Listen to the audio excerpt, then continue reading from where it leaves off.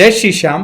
OMSM का आज अपना पेपर कंप्लीट हो चुका है एंड MCQ के आंसर्स के लिए जो तुम वेट कर रहे हो अभी बस उसको डिस्कस करेंगे। बट उससे पहले ये पेपर था कैसा उसके बारे में बता दूं। सबसे पहला तो ये अपने लिए एक प्लस पॉइंट हो गया कि इस बार 5 प्रैक्टिकल की जगह 6 प्रैक्टिकल क्वेश्चंस आ गए। जो उन्होंने एक MTP में भी ऐसा पेपर पैटर्न दिया था तो वही आ गया, वो अपने लिए फेवरेबल ही था क्योंकि एक क्वेश्चन ऐड किया है। बढ़िया। नेक्स्ट, ओवरऑल पेपर पैटर्न कैसा था, ओवरऑल पेपर कैसा था? मैं बोलूं तो मॉडरेट था। अगर पढ़ा है तो बहुत अच्छा गया होगा क्योंकि कोई भी एक चीज ऐसा नहीं था जो इंपॉर्टेंट क्वेश्चंस का लिस्ट जो मैंने शेयर किया था उसके बाहर आया हो। अगर ब्रॉडली बात करूं लॉन्ग क्वेश्चंस के तो ये वाला जो है ये चैप्टर 1 से आ गया।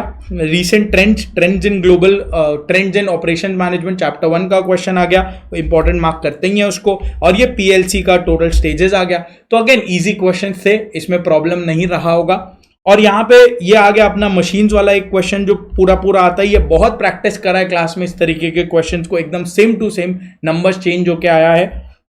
ये आ गया अपना डिमांड फोरकास्टिंग वाला कैजुअल रिलेशनशिप एनालिसिस का क्वेश्चन आ गया। तो ये सिंपल सा क्वेश्चन, ऐसा मल्टीपल क्वेश्चंस करा हुआ है। फिर ये अगेन सिंपल सा असाइनमेंट जैसा क्वेश्चन आ गया। असाइनमेंट है ये वाला 4A। 4B में अपना पूछ लिया सिम्युलेशन। अगेन सिम्युलेशन का इजी क्वेश्चन, ज्यादा कुछ भी नहीं करना था। 10 पार्सल्स का डिलीवरी टाइम सिम्युलेट करना था। इधर 10 के 10 रैंडम नंबर्स दिए हुए हैं। नेक्स्ट क्वेश्चन 5 LPP से क्वेश्चन आ गया यहाँ पे। ये अभी तक ये लोग नहीं पूछ रहे थे, न्यू सिलेबस में पहली बार पूछा है। बट अगेन सिंपल सा रिलेटिवली ओके क्वेश्चन है, अगर करा होगा तो ये आ जाएगा। और PERT CPM का तो एकदम सही लॉलीपॉप क्वेश्चन इधर पूछ दिया।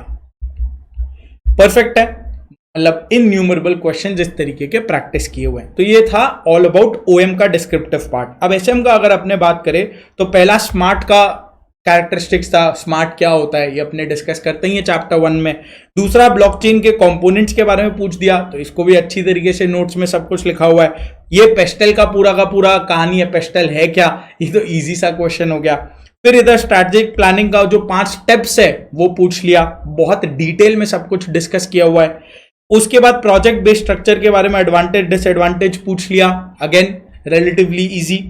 लास्ट चले जाओ तो यहाँ पे BPR का दोनों क्वेश्चन पूछ लिया। ऊपर में यहाँ पे रीजंस पूछा कि BPR क्यों करना चाहिए, और यहाँ पे पूछा कंसर्न्स व्हाइल इंप्लीमेंटिंग BPR, क्या क्या प्रॉब्लम्स हो सकती हैं वो बता दो। तो लॉन्ग आंसर्स में कहीं पे भी कोई आज सच प्रॉब्लम नहीं था अगर अच्छी तरीके से मेरे साथ पढ़ा था। अब आ जाओ MCQs का डिस्कस करते हैं। MCQs का डिस्कशन।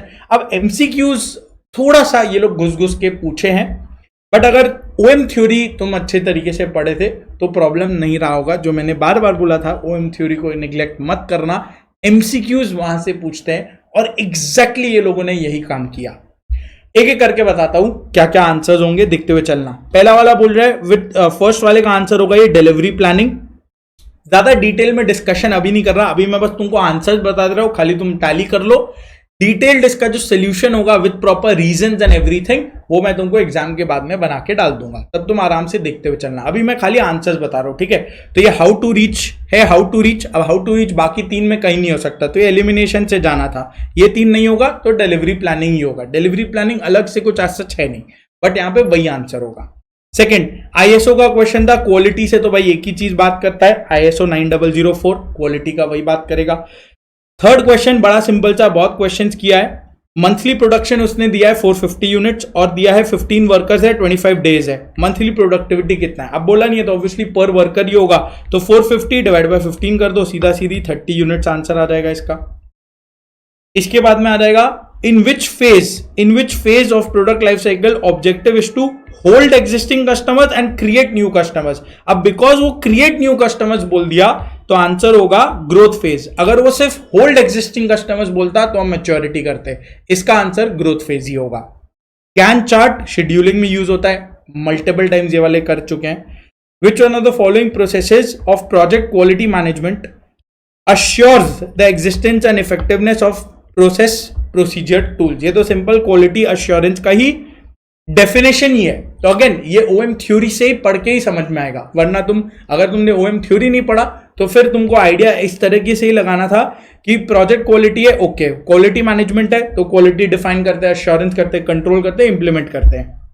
यहां पे भी देखो अश्योरेंस जैसा कुछ बात कर रहा है, assure existence and effectiveness of processes and procedures, तो वो क्वालिटी अश्योरेंस। स्लैक टाइम दे दिया है ऑफ टेल इवेंट, ठीक है, टोटल फ्लोट दिया है, फ्री फ्लोट दिया है, इंडिपेंडेंट फ्लोट निकाला है। इंडिपेंडेंट फ्लोट अपने को मालूम है free float minus tell slack, तो फ्री फ्लोट कितना है, फ्री फ्लोट ये रहा 6 माइनस टेल इवेंट का स्लैक है 1, तो यानी 5 डेज, सीधा सीधी आंसर है इसका। Which on the following is not the primary constraint of a project? Project के 4 कॉन्स्ट्रेंट्स होते हैं, टाइम होगा, कॉस्ट होगा, क्वालिटी होगा, मशीन कोई कॉन्स्ट्रेंट नहीं होता। अगेन ये थोड़ा सा स्पेसिफिक थ्योरी क्वेश्चन था, तो अगर ये पढ़ा है तो ही आएगा। प्रोजेक्ट के कॉन्स्ट्रेंट्स, मशीन कोई कॉन्स्ट्रेंट नहीं है, मशीन इज अ रिसोर्स, कोई कॉन्स्ट्रेंट नहीं है। Preventive maintenance is useful in reducing shutdown cost, ये तो मल्टीपल टाइम्स कवर किया, ये ब्रेकडाउन कॉस्ट कम करता है, शटडाउन कॉस्ट कम करता है। वर्कशॉप में, workshop has 20 identical machines, from the failure pattern it is calculated that expected time before failure is 4 months, cost है 500 रुपया to rectify, yearly cost of servicing बताओ। ऐसा हमने एक लॉन्ग क्वेश्चन कर रखा है, तो उससे तुमको यहां आइडिया मिल जाएगा। करना क्या है, 4 months में एक बार ब्रेकडाउन होगा, हमको निकालना है ईयरली कॉस्ट, एनुअल कॉस्ट, तो एनुअल में एक मशीन कितनी बार ब्रेकडाउन होगा, 12 months बाय 4 months, यानी 3 बार।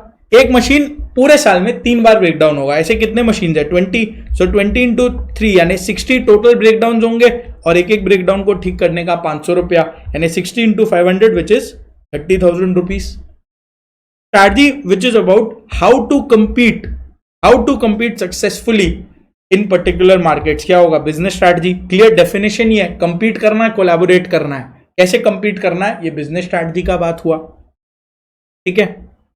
विच among the following provides the standards for performance appraisal, अब standard for performance appraisal definition है ऑब्जेक्टिव्स का, तो ये सब में तो कोई माथा लगाने का चीज ही नहीं था। स्टैंडर्ड फॉर परफॉर्मेंस अप्रेजल यानी ऑब्जेक्टिव्स।